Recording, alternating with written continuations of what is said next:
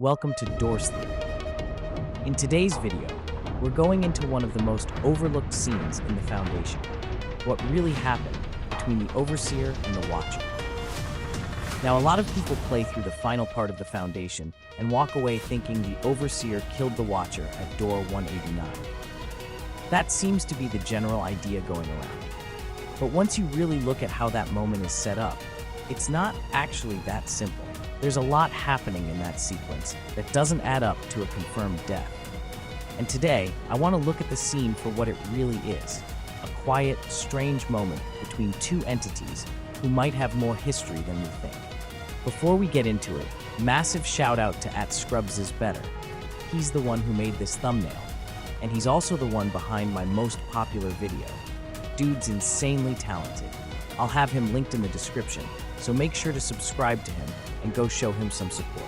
So let's break it down. You've just gone through the Overseer sequence. It's a slow, careful section. You hide behind debris, wait for the Overseer's red spotlight to move past, and try to avoid damage as you cross several large bridges. That light burns you fast if it sees you for too long. The Overseer doesn't move much. It's stationary, observing everything from above.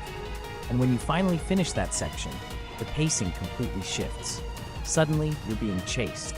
The Watcher crashes up from a broken section of the bridge, and it's not like the calm creeping of before. This is chaos. You're running. Curious Light is opening doors for you again, and you're just focused on surviving. But then, near the end of that chase, something happens. Something really weird. You hit this long final bridge. The Watcher is behind you. Overseer shows up above. And then the Watcher, instead of continuing the chase, stops and just stares at Overseer. Then it lets out this roar. It doesn't attack. It doesn't try to keep going. It just roars. Now that roar is where everything changes. That's the moment people say, yep, that's the death scene. But is it? Because right after that roar, the gate behind you slams shut. You don't hear any fighting. There's no sound design suggesting a struggle, no camera shake, no impact. And most importantly, there's no scream. And from what we've seen throughout the game, the devs don't really hold back when they want to show that something's over. It's just silence. And that's weird. Especially when you think about how much presence Watcher has earlier in the game. In the prison, his whole domain, he traps you in a cage and puts you into a timed minigame. He's not just another enemy. There's also areas in the prison he can't even enter, which already shows that the facility limits him. The Watcher doesn't get full control of his space. He works inside certain rules. So the fact that he shows up again at Door 189 at all, that's strange. That's him showing up outside the zone we thought he was stuck in. Whether he broke out or slipped through something doesn't matter. The point is, he's not where he's supposed to be. And that might explain why Overseer appears again right at that moment. Overseer doesn't do much. It doesn't move like the Watcher. It doesn't talk. It doesn't even follow you. It just watches. It stays above everything, scanning slowly, reacting when needed. It's almost like a security system, like something that activates when order's been broken. So, what if Watcher wasn't just chasing you? What if he was doing something that broke the facility's rules? What if he was acting on his own, maybe trying to finish something? He's already aggressive, he already traps players, and by this point, he's clearly not acting like the rest of the entities. The fact that Overseer stepped in right then, at the very end of the chase, it feels more like he stepped in to stop it, not to start a fight. And if Watcher really wanted to fight Overseer, why didn't he rush it?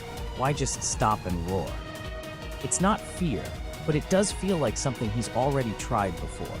Like he knew he wasn't going to get past this part. Like he'd been stopped like this before. He's angry, yeah, but maybe it's because he got blocked again. He knew that once Overseer showed up, it was over.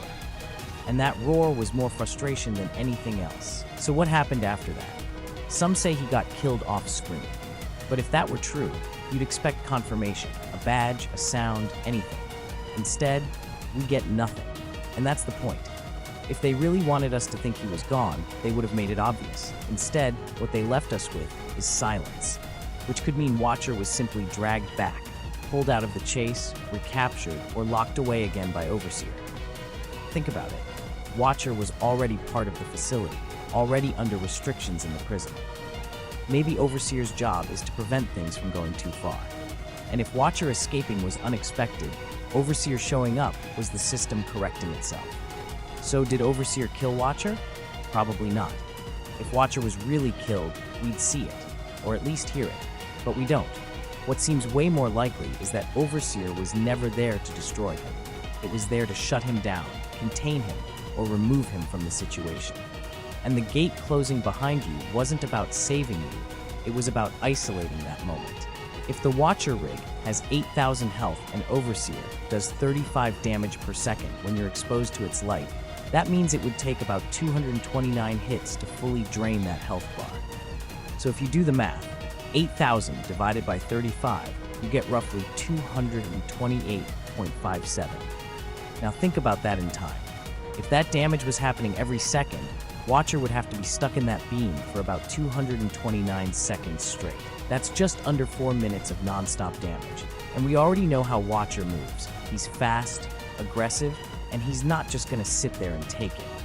So realistically, there's no way Overseer just melted him in seconds unless something else was involved.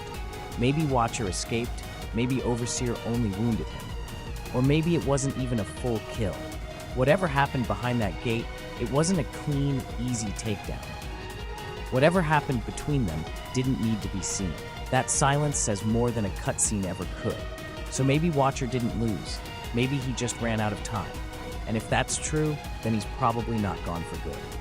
This was Doors Theory, where every door opens another mystery.